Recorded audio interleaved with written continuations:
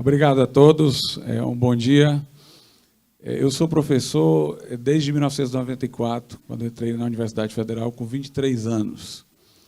E nunca divorciei a minha identidade acadêmica e a minha visão de mundo cristã. Então, eu tenho uma larga experiência de embates à torta e à direita, né, em vários flancos. Algumas das vezes até movimentou manifestações contra opiniões minhas, de grupos. O G1 já fez matéria sobre opiniões que eu dei que causaram um certo tumulto. E, de certa maneira, ao longo do tempo, eles já se acostumaram, porque eu acho que grande parte dessas perseguições são com o objetivo de nos fazerem ter medo. Mas, a partir do momento que a gente não tem, eles vão aceitando a gente seguir adiante, né? Então, é para mim um grande prazer me associar à TDI, receber pancadas pelo lado de cá também, né? É um privilégio lutar por aquelas causas que merecem e que estão na contramão do mundo, né? Agora, atualmente, a mídia está batendo de frente porque eu estou entre os 19 brasileiros que assinou aquele documento que serviu de base para a Suprema Corte norte-americana decidir contrariamente à liberação do aborto, né?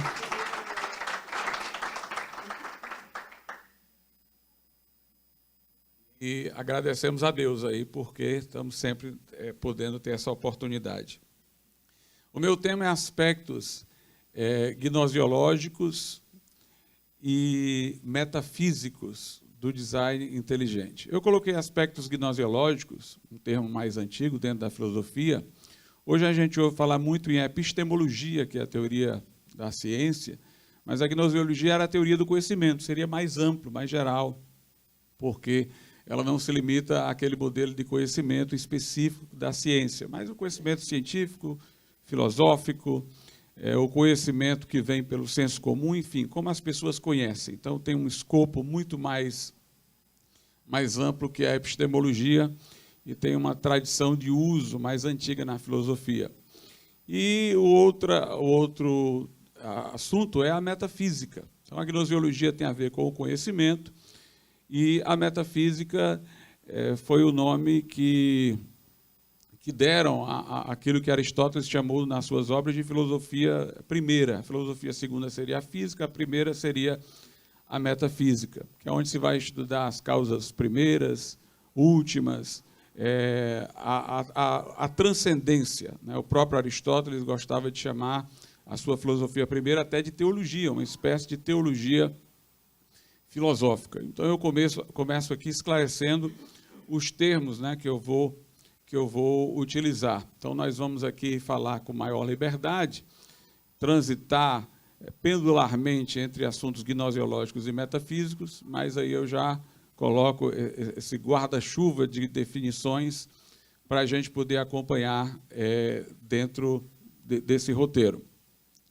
Nós temos um filósofo, que foi um filósofo do pragmatismo, chamado Charles Peirce, que é conhecido também pela semiótica, que ele estabeleceu um tipo de raciocínio não muito lembrado por nós, né? A gente fala muito de indução, fala de dedução, fala até de intuição, que tem mais espectro dentro da filosofia ou dentro da matemática em relação aos axiomas, mas ele mencionou a abdução, que não tem nada a ver com ET. A abdução é um raciocínio retroativo, você vai do observado para um escopo, uma moldura, que possa dar sentido àquilo que você observou. Ou seja, isso que eu estou observando faria mais sentido dentro dessa moldura, dentro dessa rede de visão das coisas, do que dentro daquela outra. É como se eu pensasse assim, se A fosse verdadeiro, é plausível que B existisse. B existe, então está dentro daquilo que eu colocaria como sendo plausível se A houvesse. A abdução ela trabalha com argumentos que não são nem de probabilidade, são argumentos de plausibilidade. Eu vou atrás, como eu disse, de uma moldura que dá sentido àquilo que eu vejo. De certa maneira, C.S. Lewis, que é muito conhecido de alguns aqui, ele estava falando sobre isso quando ele disse, por exemplo, que ele cria no cristianismo como acreditava no sol.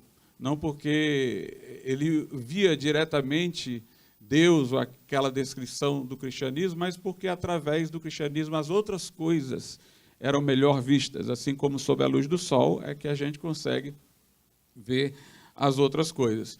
Então nós vivemos num mundo em que, por exemplo, há valores morais. A gente tem a ideia do certo e do errado. Mesmo os relativistas, do ponto de vista moral, quando lhes damos uma pisada no pé, eles dão um pulo para trás e reclamam que foram tratados com injustiça.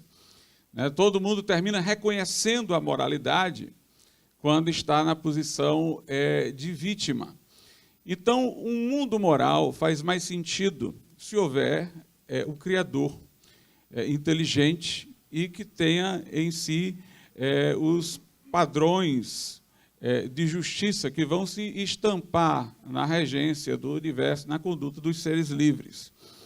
Nós temos noção do livre-arbítrio, por mais que alguns queiram dizer que trata-se de uma ilusão. Se nós tivermos que negar o livre-arbítrio, por exemplo, nós teremos que negar todo o direito, porque o direito faz uma diferença entre aquele que deve ser punido e aquele que deve ser internado, por exemplo. Aquele que agiu por uma disfunção e aquele que agiu responsavelmente e que, portanto, agiu de modo culpável e que deve ser punido, Se para os biólogos evolucionistas rever o evolucionismo seria um grande prejuízo de investimento, para qualquer pessoa, por exemplo, da minha área do direito, negar a liberdade seria reinventar o direito por inteiro. Um contrato é um acordo de vontades. No direito penal, a gradação da pena de acordo com a gradação de culpa e de envolvimento livre na ação.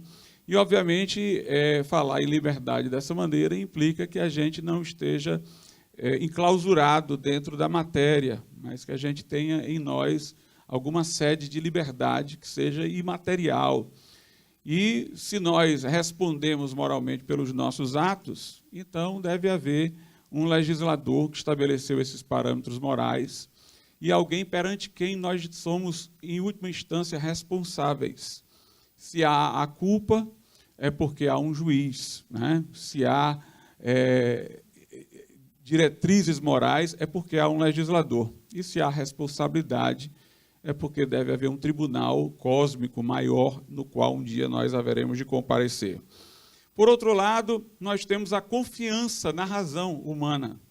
Aliás, os próprios evolucionistas, para sustentarem suas teses, eles mostram confiar na razão humana. Será que nós teríamos razão para confiar na razão humana dentro de uma perspectiva evolucionista? Qual a razão que teríamos para acreditar que nossa lógica, ou nossos padrões de verdade atualmente adotados, não são apenas aquilo que nós achamos ser verdades dentro desse estágio da evolução? E que amanhã nossa mente vai adquirir um grau maior de complexidade e nós vamos descobrir que esses padrões lógicos que adotamos agora são simplórios e que são outros os critérios, não só de verdade, mas até de raciocínio e de argumentação correta. Afinal de contas, a ideia da evolução é que a seleção natural ela procura fazer sobreviver o mais apto. Então, ela está atrás de sobrevivência, não de verdade. Então, poderia, no máximo, dizer que essa forma de nós compreendermos o mundo é aquela que garante que possamos atualmente sobreviver, o que não será a mesma coisa daqui a tantos anos, se nós precisarmos de uma outra estratégia de sobrevivência. Nós só podemos falar em verdade, nós só podemos falar de confiança na razão, se nós imaginarmos um Criador racional que nos dotou semelhantemente de razão.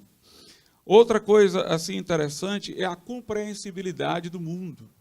Einstein dizia que um dos maiores mistérios era que o mundo nos era compreensível. Que congruência é essa que há entre a nossa racionalidade e a estrutura do universo, de maneira que nós possamos decifrar as leis do universo, Por que o universo segue padrões matemáticos? Como disse Kepler, a linguagem com que Deus fez o mundo é a matemática. Dois matemáticos em lugares diferentes, um em Cambridge e outro em Paris, descobriram o planeta lá, Netuno, que não podiam observar ainda à noite, mais tarde foi observado, ele estava lá como eles haviam cogitado e o que eles tinham feito eram apenas cálculos. De onde vinha essa confiança de que o universo deveria atender a esses padrões de racionalidade, de matemática? De onde vinha essa congruência? Se Deus fez o mundo e fomos criados à imagem e semelhança de Deus, isso tem todo sentido. Nós temos uma racionalidade congruente com a do universo. Mas se tudo veio de uma explosão que não teve alguém que fosse por ela responsável, como é que as coisas caminharam para haver essa congruência, para haver essa coincidência, né, do modo como raciocinamos, da matemática que adotamos e as estruturas do universo? Nós podemos lembrar o ajuste fino, a sintonia fina, as constantes cosmológicas que há no nosso mundo, né, favorecem a existência da vida, tudo com muita exatidão e com muita perfeição. Eu poderia aqui citar, foi comentado e colocado em relação de controvérsia, o princípio antrópico, né? Quer dizer, nós temos as exatas condições para a existência de um ser que possa ser observador deste mundo e que possa entendê-lo, que somos nós dotados de razão. Isso faz todo sentido se, por exemplo, houver um Criador que nos tenha feito para apreciar o que ele fez. Parece até muito de acordo com o que diz lá no relato bíblico, em Gênesis 1, quando Deus diz, eis que tudo é muito bom. Obviamente, ele estaria falando para alguém, estaria falando para um apreciador, para o ser humano que era capaz de dizer amém para aquelas palavras. É realmente muito belo. Então, o princípio antrópico também faz mais sentido dentro de uma visão relacionada ao design inteligente.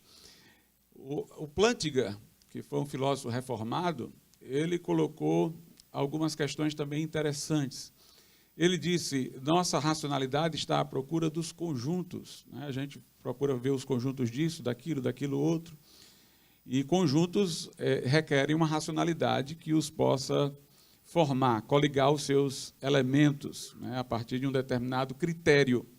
Mas há conjuntos que nós nunca saberemos de todos os elementos de que ele se compõe. Por exemplo, o conjunto dos números reais. Então, se nós que formamos com a nossa mente os conjuntos e podemos identificá-los, e há conjuntos que nossa mente não alcança, há quase que uma pista de que deve haver uma mente capaz de conhecer plenamente esses conjuntos que têm componentes para nós considerados infinitos, né? Nós vemos regularidade no universo que faz presumir uma ideia de providência.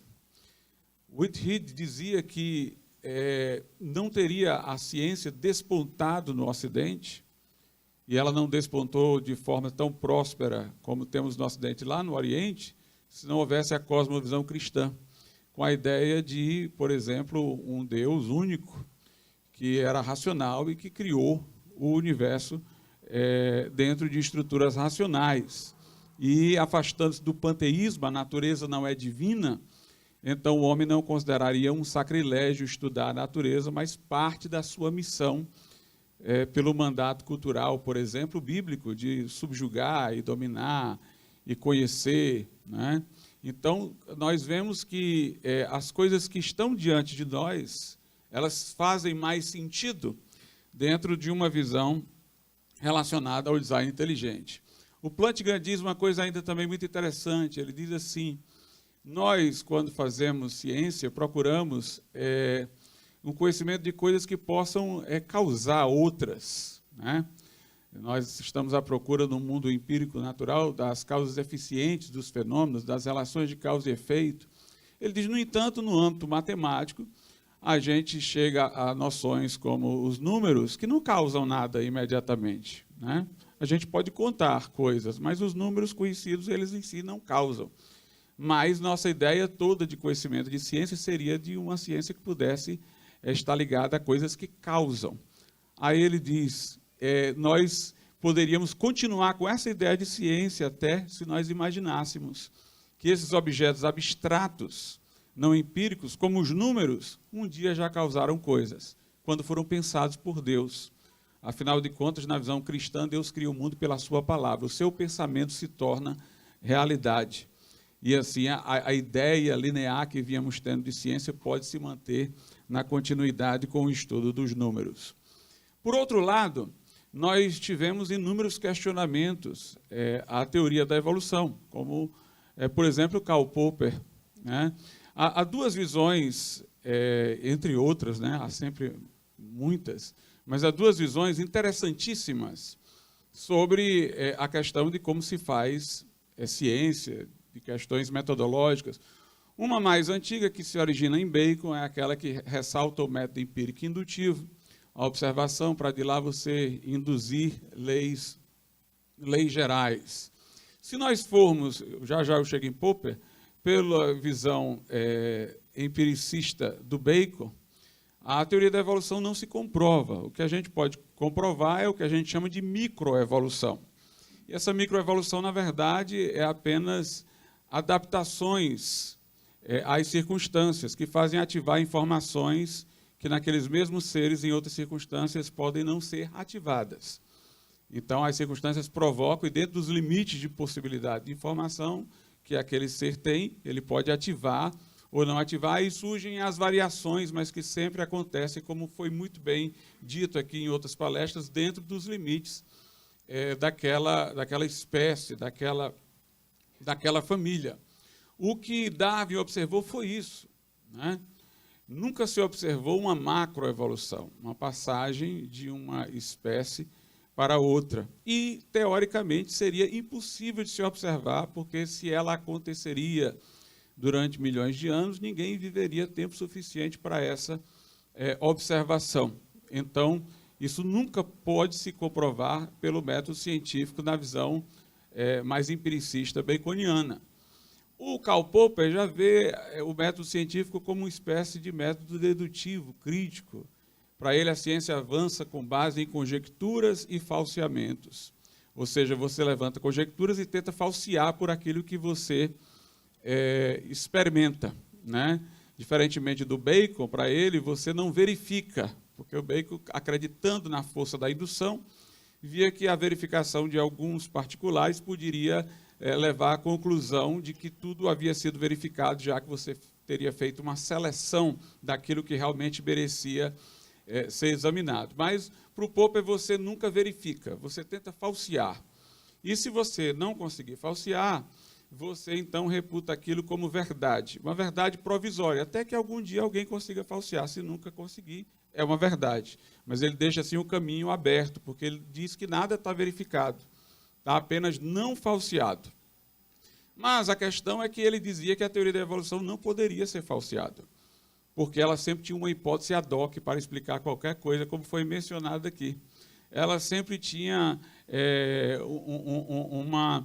uma alternativa nova para, digamos assim, sobreviver. O evolucionista, ele, não vou dizer que ele é uma pessoa muito racional do ponto de vista científico, já que as evidências contestam, mas ele é muito imaginativo. Ele tem um mérito enorme pela capacidade de elaborar hipóteses ad hoc, né? Então, nesse caso, nós, segundo Popper, não teríamos aí uma ciência, porque ela pode provar tudo e não prova nada ao mesmo tempo. Poderíamos lembrar que Darwin também, ele próprio viu dificuldades em alguns aspectos de sua teoria. Ele, por exemplo, ficou espantado com a perfeição do olho humano. E ele disse que realmente era muito parecido com o design, era algo muito complexo, como o próprio Dawkins também diz que o mundo parece ter aparência de projeto. Por outro lado, ele disse que uma coisa poderia derrubar a sua teoria, diferentemente dos mais dogmáticos de hoje. Ele disse que tem uma coisa que realmente pode, no futuro, questionar. É a pesquisa dos fósseis, das camadas geológicas. Isso aí poderia vir a contestar. E contestou, né? Como tem sido explicado aqui por aqueles que me antecederam, os seres surgem de uma vez, né? Nós não encontramos nessas camadas geológicas, nos fósseis, espécies intermediárias, como se esperava encontrar. Das camadas geológicas, apenas 20 e pouco coincidem com aquilo que Darwin colocou na sua ordem de classificação dos seres. As outras todas estão diferentes.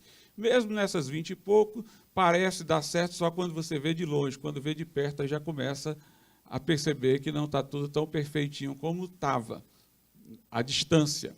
E, por outro lado, descobriu-se que tem camadas mais antigas acima das mais novas. Então, realmente, por esse caminho, não se convalidou a teoria evolucionista.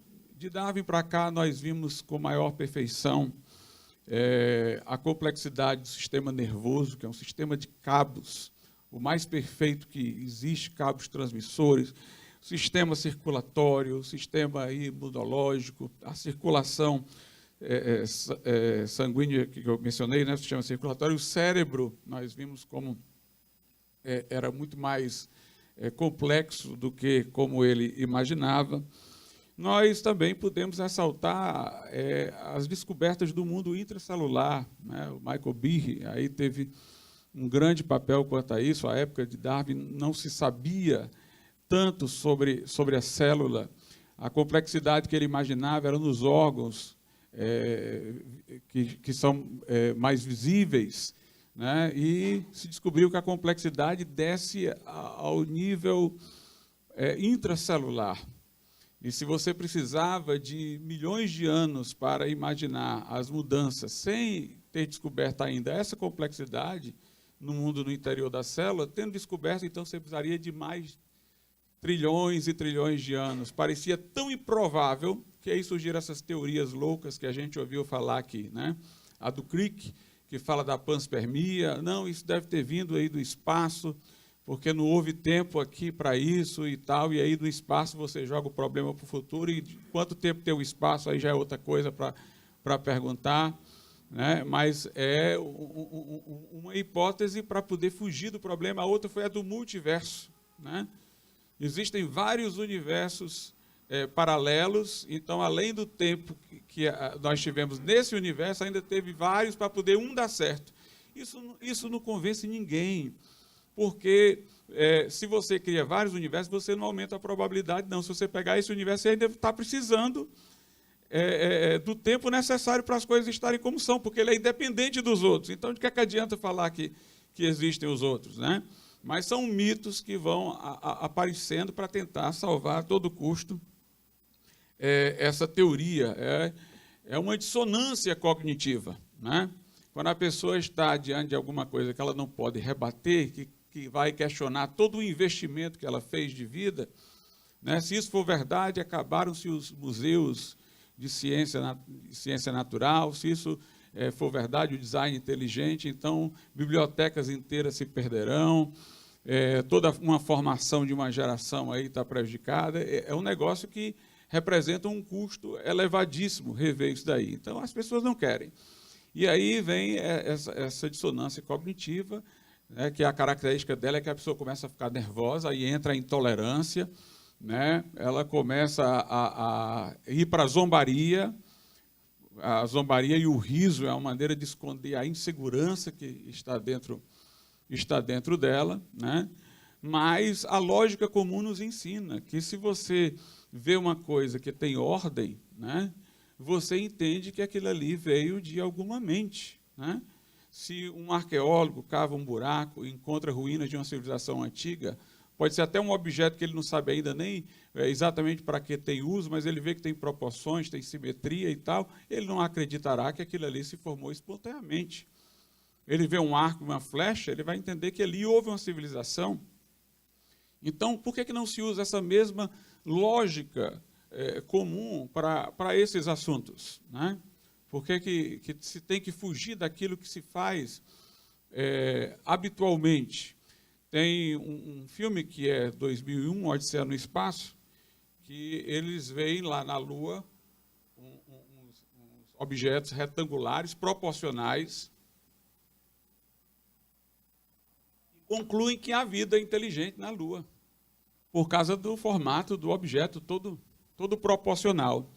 Quem está assistindo o filme está ali no entretenimento, não está tenso, mas não percebe que ele está exatamente concluindo, como no design inteligente, que ele cientificamente vai querer negar. Se colocam sondas no espaço para ver se há indícios de comunicação. Se houver padrões sonoros, já se entende ali que tem algum tipo de comunicação, mas os mesmos que colocam essas sondas no espaço, à espera de alguma coisa padronizada para supor que há inteligência em algum lugar, são os que não conseguem ver num universo fenomenal como esse, toda a sua ordem, toda a sua sincronia, toda a sua sinfonia, né? Então, realmente é uma dissonância cognitiva. Um filósofo grego chamado Arístipo, ele naufragou e foi bater na ilha, na costa da ilha de Rhodes. Aí, quando ele começou a andar pela ilha, ele viu padrões geométricos no chão, todos bem colocados, e ele pegou e concluiu a vida neste lugar, nessa ilha. Isso é o que todos nós fazemos cotidianamente. Essa é a lógica comum, né? Nós também vemos que Anthony Flew, por exemplo, ele era um ateu aguerrido, né? Combatia a existência de Deus, mas diante das descobertas sobre a complexidade das células e outras coisas, toda a ideia de informação que foi colocada aqui, ele passou a acreditar em Deus, teve tempo em vida, né, para escrever um livro contando como ele havia passado a ser pelo menos teísta, né? Não vou dizer que ele se tornou cristão. Em relação às mutações, nós observamos, como também foi dito aqui, que elas só geram perda de informação, não acréscimo de informação. Por outro lado, ainda que teoricamente, hipoteticamente, admitíssemos algum ganho de informação com a mutação, nós teríamos que dizer como essa nova característica tem função. Não adianta dizer que surgiu um novo órgão, é preciso mostrar que ele teria alguma função. Então, essas são considerações gnosiológicas importantes que eu faço aqui no começo. Entrando no campo da metafísica, né, nós todos ouvimos falar de Tomás de Aquino, que falou das 5 vias para provar a existência de Deus. Não seriam demonstrações matemáticas, como alguns supõem, seriam elementos indiciários, seriam rastros que podem nos levar a ver a existência de Deus. A primeira via era a do motor, né? Nós vemos neste mundo movimento, e movimento seria uma passagem de potência a ato. O movimento pode ser de um lugar para outro, pode ser ganho quantitativo, perda, pode ser aperfeiçoamento qualitativo, pode ser degradação. Mas aí nós vemos o movimento, as coisas se movimentam em alguma direção. E todo movimento de potência a ato em algum ser, né, requer um motor, requer uma causa eficiente que leve a essa passagem de potência a ato, que leve ao movimento. E nós, a partir disso daí, podemos nos perguntar sobre a causa da o primeiro motor que gerou todo esse sistema. É interessante observar que alguns dizem assim, bem, nós poderíamos fugir desse problema dizendo que o movimento causou as coisas. Mas o movimento não pode causar nada, porque o movimento ele parasita nos seres. Como eu disse, o movimento é a passagem de potência a ato. O que passa de potência a ato é alguma coisa. Então, o movimento é uma acidentalidade, não existe movimento absoluto. O movimento é em si e por si. O movimento é algo que acontece em alguma coisa ou em alguém. Então, ele não poderia ser causa de nada. Aí alguém diz, nós poderíamos imaginar um movimento circular, num sistema fechado. De acordo com a metafísica, todo ser que move outro à perfeição, tem ele a perfeição a que move o outro. Então, se todos os que são movidos são insuficientes, são deficientes, alguma fonte de perfeição tem que existir para ter dado movimento a todos esses deficientes que precisam se mover. Então, como é que todos eles estariam dando um ao outro aquilo que lá no fundo não possuem? Além disso, se o movimento fosse circular num sistema fechado, nós precisaríamos de uma causa para o movimento circular. Não apenas os seres precisam de causa, mas o movimento também precisa. Por isso que Aristóteles e Tomás de Aquino, por exemplo, ressaltaram que ainda que as coisas existissem eternamente, elas eternamente precisariam de uma causa primeira. Alguma coisa que mantivesse todo o sistema e que estivesse fora dele, que provocasse todo esse movimento. Né? Responder com mais movimento também não é responder. Né? Alguns dizem, isso aqui veio de quê? Veio disso, veio daquilo outro. Né? Os evolucionistas vão atrás. E a gente poderia continuar perguntando a eles. Né? Interessante que nunca ninguém acha que a vida surgiu do nada, nem os evolucionistas. Né? A vida surgiu de alguma coisa. Mas os elementos, os tijolos de que se compõe a vida, eles podem achar que surgiram do nada. Né? Por que, em relação à vida, eles precisam encontrar um antecedente em relação aos elementos de que se compõe a vida? Eles não precisam encontrar um antecedente. Nós poderíamos sair perguntando, e a resposta seria insatisfatória ainda. Por quê? Porque se eu quiser saber de onde é que sai uma água, a fonte da água, que está entrando no cano e passando pelo cano, o modo de responder essa pergunta não é alongar o cano, é saber onde é que está a fonte da água.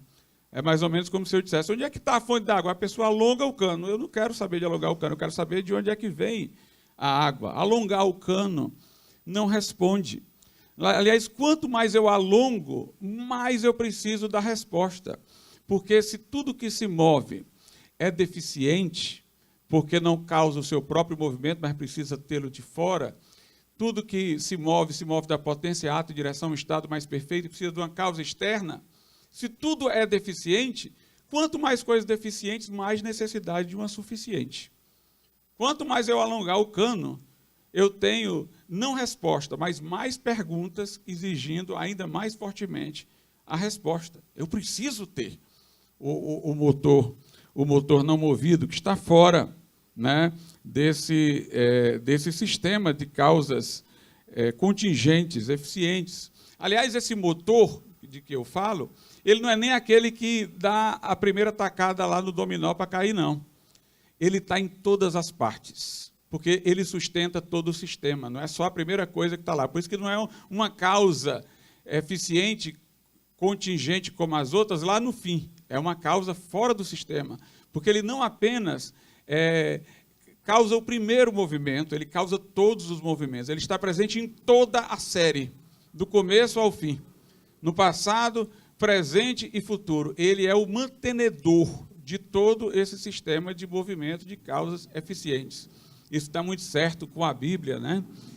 Eu sei exatamente a diferença entre a nossa perspectiva aqui do design inteligente e o momento que eu estou entrando na teologia, mas nos pontos de contato aqui eu vou me dar a liberdade de aproximar.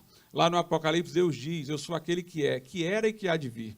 Primeiro ele diz o que é no presente, depois ele mostra que no seu presente ele concentra o passado e o futuro, que era e que há de vir. Ele não diz eu sou o alfa e serei o ômega, ele diz eu sou o alfa no presente e o ômega, agora mesmo. Então ele é aquele que está em toda a série, que mantém todas as coisas, sustenta todas as coisas, como se diz lá, pela palavra do seu poder. Interessante a expressão palavra, que tem a ver com informação. Ele é o mantenedor da informação, que organiza o mundo. Ele criou o mundo pela informação, pela sua palavra. Então, isso. Então, aí nós vemos a primeira via, né? As relações de coordenação, subordinação entre os seres requerem também uma causa para essa subordinação e coordenação. E aí, falamos do motor, falamos agora também da causa, né? Uma causa que possa, como eu disse, ser causa de todo esse processo, né, de que nós estamos falando. Portanto, uma causa não contingente, né, mas uma causa ampla que esteja fora do sistema. É interessante que a ciência fala tanto em causa, né, relação de causa, efeito, relação mecânica e tal, mas a causa não é uma coisa que a gente vê. O que a gente vê é a sucessão dentro de um fenômeno. A causa é um puro inteligível. Quem vê é a nossa razão. É a relação de interdependência entre coisas sucessivas, né? A nossa razão é que vê a causa. Então, no meio dos empiricismos todos da vida aí, eles não se dão conta que eles trabalham com um elemento que é visto pela inteligência, né? que é a causa. E, como eu disse, nós precisamos de uma causa que esteja fora do sistema, né? Daí porque não faz nem sentido dizer que Deus é a causa simplesmente que causou a si mesmo. Não, ele é a causa não causada, porque estando fora do tempo, não tendo início nem fim, né? Então, ele não precisa de causa para ele. Ele é o que dá causa a todas as coisas. E aí alguém pode dizer o seguinte: será que um ser espiritual poderia causar movimento físico? Pode. Afinal de contas, nossa inteligência ordena a nossa vontade e elas não estão exatamente no mundo físico e movimentam o nosso corpo. Eu estou aqui falando pelas minhas cordas vocais porque eu pensei antes e estou transmitindo o que eu estou pensando. Então, Deus pode dar movimento ao mundo, mesmo ele sendo espiritual, numa união misteriosa com o mundo que está além das nossas possibilidades. Deus é o ser em si por si. E aí eu saio da causa e entro na terceira via, que é a relação entre o necessário e o contingente. O que é o contingente? É aquilo que poderia não ter existido, mas existe. Não existe necessariamente. Nenhum de nós necessariamente aqui teria que existir. É uma contingência que a gente exista. Até para os evolucionistas, a vida surgiu de uma contingência. Para o pessoal do Big Bang também teve um princípio, foi uma contingência que levou o universo a surgir.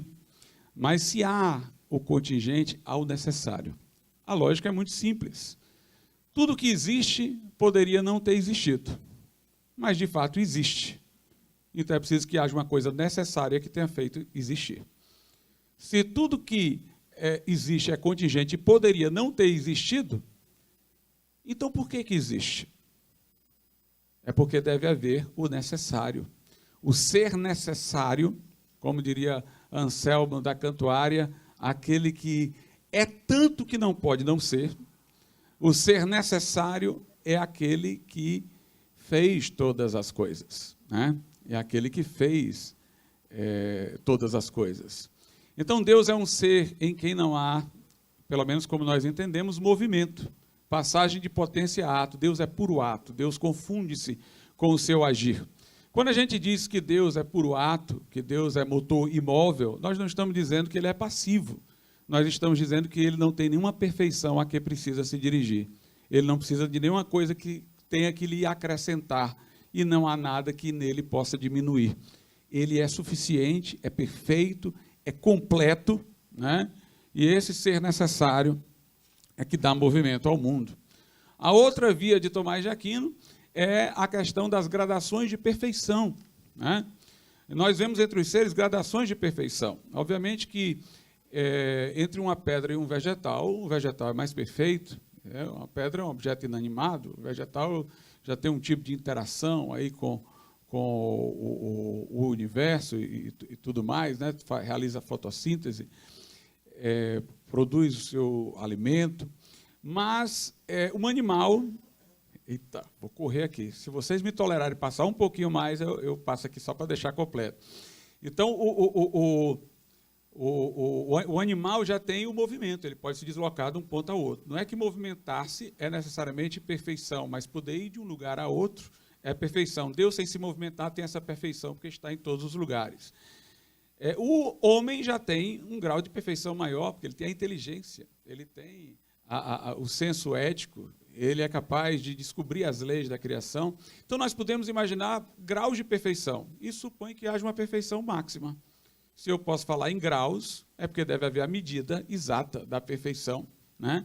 Que está exatamente em Deus, que é suficiente. Os nossos princípios lógicos, eles funcionam dentro de âmbitos do conhecimento. Então, deve haver uma luz máxima, que pode ver todas as coisas numa intuição imediata, né? Então, nós aí temos essa questão dos graus de perfeição. E o último argumento das 5 vias é o finalismo, é o argumento do design, né? As coisas, elas mostram que estão endereçadas a finalidades. E, pelo menos, o que a gente vê é que tudo que é direcionado a uma finalidade, ou é inteligente para se autodirecionar a essa finalidade, né? Ou então alguém inteligente direcionou a essa finalidade. Nós agimos em função de alguma coisa que a gente quer atingir, né? Tem uma finalidade. Aquilo que parece agir em direção à finalidade, a gente vê todas essas descrições aqui dos seres, de como tudo funciona em razão de um fim, é porque tem um outro ser que deu finalidade a elas, um ser inteligente.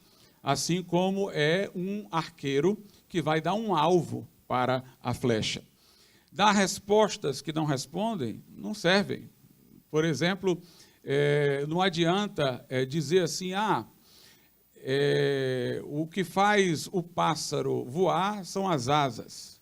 Não, o pássaro tem asas para que possa voar, né? É a finalidade que chama a causa eficiente. A finalidade é que atrai, é que desperta a causa eficiente. Tem um diálogo socrático em que Sócrates diz assim, olha, veja a bobagem de alguém responder assim a uma pergunta, por que você se levantou da cadeira? Porque os músculos se moveram e fizeram isso, aquilo. Não, a pergunta deve ser respondida por alguma razão, alguma finalidade para aquela pessoa se pôr de pé, né?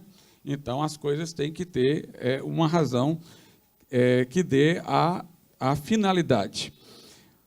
Por fim, eu lembro também aqui algumas teorias assim próprias dentro dessas hipóteses ad hoc, né? O equilíbrio pontuado, que imagina a evolução por saltos, que até os outros evolucionistas estranham essa ruptura do gradualismo nessa proposta.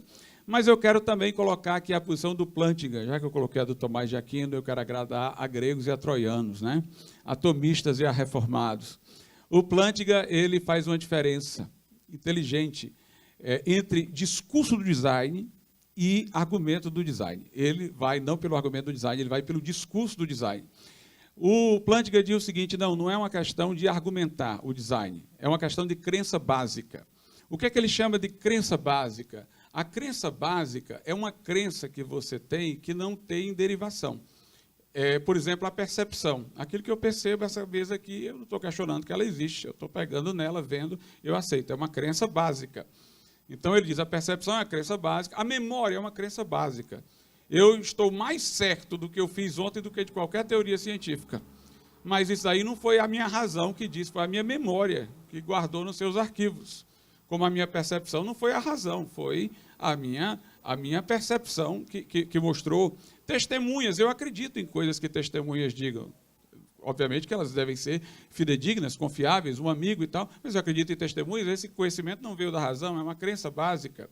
Um tipo de indução, que não é bem aquela rigorosamente científica, que todos nós temos por experiência ao longo da vida, que a gente vai passando por experiência, opa, aqui eu não vou entrar não, que isso aqui já não deu certo.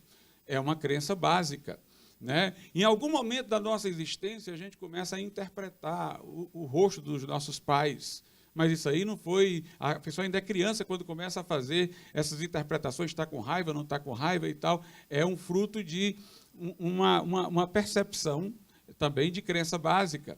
Ou ainda a intuição dos axiomas matemáticos, ainda não foi raciocínio, foi uma intuição imediata, é uma crença básica. Ou ainda, deixa-me ver aqui, memória, percepção, testemunhas, a empatia. A gente conhece os sentimentos dos outros pela empatia, né? Eu conheço aquela pessoa, então eu sei quando ela... Não é, isso é uma crença básica, não é racional e nem é antirracional, é o detalhe que Plantinga coloca. Por introspecção, eu detecto os meus sentimentos, mas não é racional, é uma introspecção, é um olhar para dentro. Não é uma crença racional, mas não é uma crença irracional. Aí o Plantinga diz, todas as coisas que nós fazemos, inclusive a ciência, depende das crenças básicas, que não são racionais, o que não quer dizer que sejam irracionais. O que a gente faz com essas crenças básicas é submetê-las aos anuladores. Aí ele fala de dois. Os anuladores refutantes são aqueles que derrubam completamente a crença básica. E os danosos são aqueles que enfraquecem as convicções, né? Então, por exemplo, se eu tenho problemas de memória, aí eu posso duvidar de alguma coisa que eu estou me lembrando que é num tempo, não. Eu tenho um anulador para desconfiar da minha memória, né? Se eu, por exemplo, estava desmaiando com algum problema, eu posso desconfiar que eu tive uma alucinação em vez de uma percepção. Se a testemunha não é confiável, então eu não vou acreditar na testemunha. Então, eu posso ter anuladores que possam enfraquecer essas crenças básicas. Aí o que Plantinga diz foi o seguinte: mas o que Michael Behe fez foi exatamente derrubar todos os anuladores que os darwinistas colocavam para essas crenças básicas, mostrando que, portanto, aquilo que foi colocado como anuladores dessas crenças não se sustentou e, portanto, nós devemos manter essa crença básica. Ele diz: nós estamos estruturados de uma maneira tal que o nosso equipamento está de acordo com o ambiente em que vivemos. Então, os meus sentidos estão apropriados para enxergar e perceber isso aqui. Minha memória está equipada para lembrar. Aí ele diz, e Calvino disse nas suas Institutas, que nós temos um sensu divinitatis. Nós temos uma estrutura pela qual, diante do design, diante do esplendor do mundo, a gente não tem outra alternativa senão crer que Deus existe. Da mesma forma que, diante disso aqui, eu não tenho outra alternativa senão acreditar que isso existe. O meu equipamento de percepção me leva a essa crença básica diante disso aqui, porque eu fui programado para esse ambiente e esse equipamento para perceber isso daqui. E o senso de divinidade é uma coisa que está instalada no homem, como se fosse uma espécie de percepção, onde o homem, quando vê o design das coisas, imagina que foi um ser humano. Ele nunca associa o design ao nada. Ele vê design aqui, isso aqui foi um ser humano, foi alguém. Ele vê o mundo, aí é o senso de divinidade. Isso daqui foi Deus que criou. Então, isso é uma crença básica, e até hoje nenhum anulador venceu e nenhum anulador vencerá, né? Porque existe um Criador de todas as coisas. Deus abençoe vocês.